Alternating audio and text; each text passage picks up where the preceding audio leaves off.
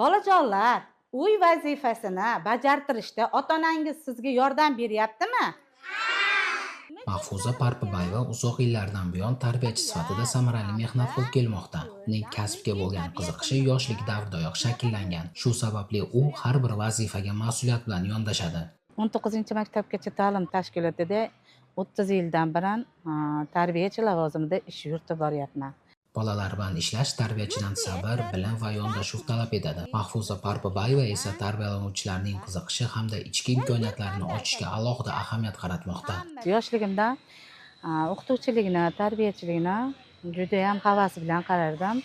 Men niyatimga yetib, hozirda maktabgacha ta'lim tashkilotidagi bolalarga o'z bilimimni berib bormoqdaman.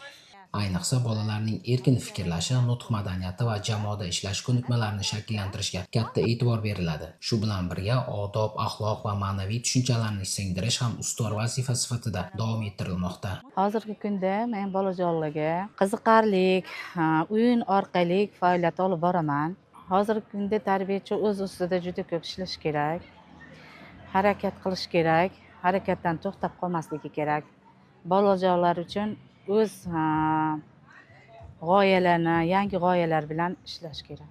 Tarbiyachi ota-onalar bilan ham muntazam hamkorlik olib boradi. Bunday yaqin aloqa farzandlar tarbiyasida muhim natijalarni yuzaga chiqarmoqda. Tarbiyalanuvchilarning turli tanlov va tadbirlardagi faolligi esa olib borilayotgan ishlar samarasini ko'rsatmoqda. Tarbiyachi tarbiyalanuvchilarga vazifa beradi.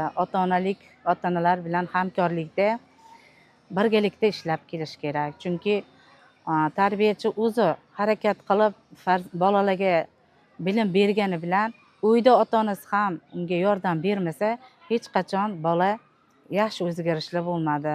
Kasbga sadoqat bilan yondashayotgan Mahfuza Parpiboyeva bugungi kunda ham jamoa orasida o'zining fidoyiligi va tajribasi bilan hurmat qozonib kelmoqda.